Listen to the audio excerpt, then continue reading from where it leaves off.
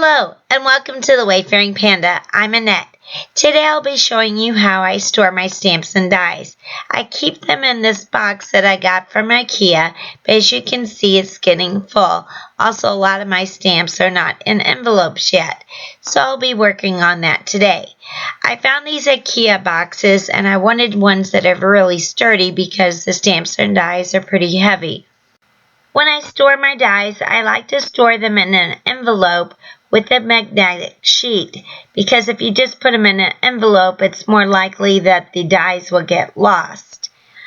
So I use these vent covers because they are magnetic and you can cut them down to size to fit in your envelopes. If you buy magnetic sheets that are made specifically for dies, they are more expensive. And I just get these at a local hardware store. The envelopes I'm using are Avery Elle, and they're the large stamp and die storage envelopes, and they're 5.5 by 7 3/8 pockets, and I get them in a package of 50, and these seem to be holding up really well. So to fit the envelope, I cut my vents to be the size of 5 by 7 inch. The envelopes that I'm using hold up really well, even with a stamp set and the die set inside it.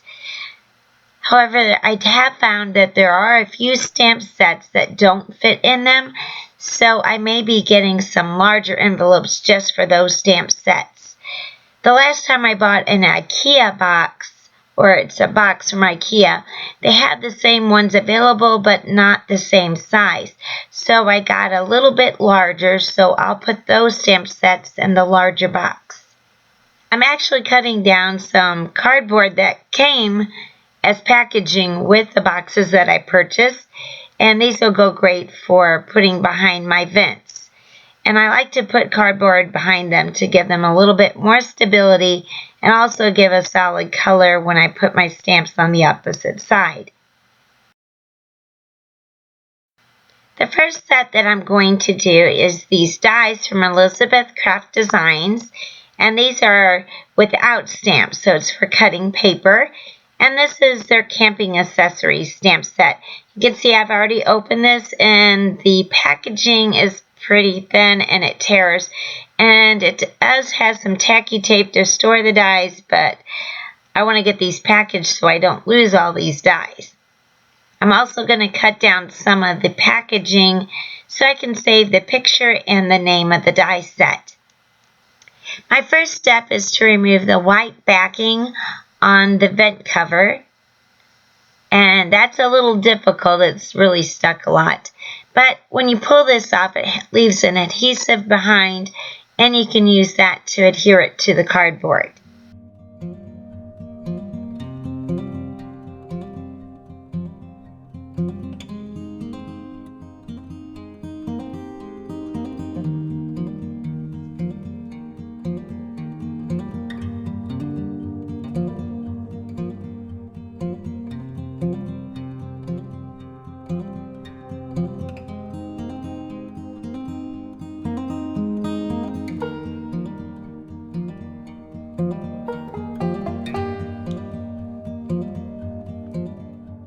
Then it's ready for you to put on the dies. And I'm just using the diagram below the picture to make sure I have all my dies and just putting them in the same order just so I can see that I have all of them.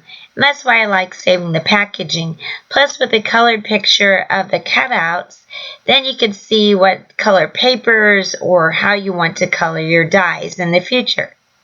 I'm just using my Scotch ATG gun to attach my picture to the back of the panel.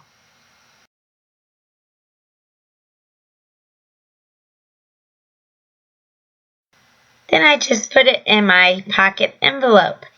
And I do plan on making some labels. I ordered a label maker, and so I just cut off the Elizabeth Craft Design logo and put in here so that I know what the name of the stamp set and the company is. Next, I'm going to do a stamp and die set, and this is actually one that I got at a stamp store, and they also do consignment. So This was a used stamp set, so it is missing one of the dies, but I want to put this on here so I don't lose any of the other dies. I put this together the same way I did before, so I don't show the whole process of taking off the back. And also, this one didn't have as much sticky left, so I did use my Scotch ATG gun to attach it to the cardboard. I'm just removing the items from the packaging, and I like storing them this way so I have my stamp and my dies together, and then also if they're in the same type of packaging, they'll fit in a storage unit better. When I have matching stamps and dies, I use my white ink to stamp the images that go with the dies. That way you can easily see what the die shapes are.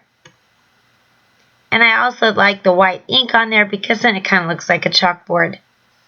I'll make a list of all the supplies used in the description below.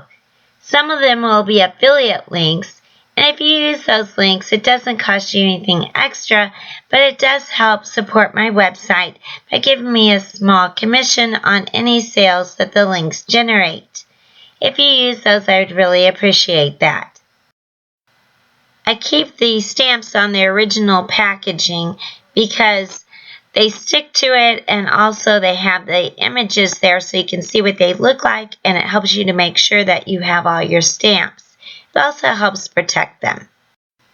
Then I just cut off the name of the brand and the stamp set to put in with the packaging until I can have time to make my label and when I get my label maker. Then I just put the dies on the images that I stamped. And this helps for storage in the future when you use them, so you know how to put them back on, and helps you keep track in case you lose one. And also, if you have more dies than this, you've already figured out how they'll fit on the magnetic sheet. Finally, I put the stamps and dies in my envelope. I hope this gives you some ideas for storing your stamps and dies. I want to thank you so much for watching. If you haven't already subscribed to my channel, I'd really appreciate if you can do so, and that'll help you to not miss any future videos. If you're already a subscriber, I want to thank you so much for supporting my channel. Thank you for watching and have a wonderful day.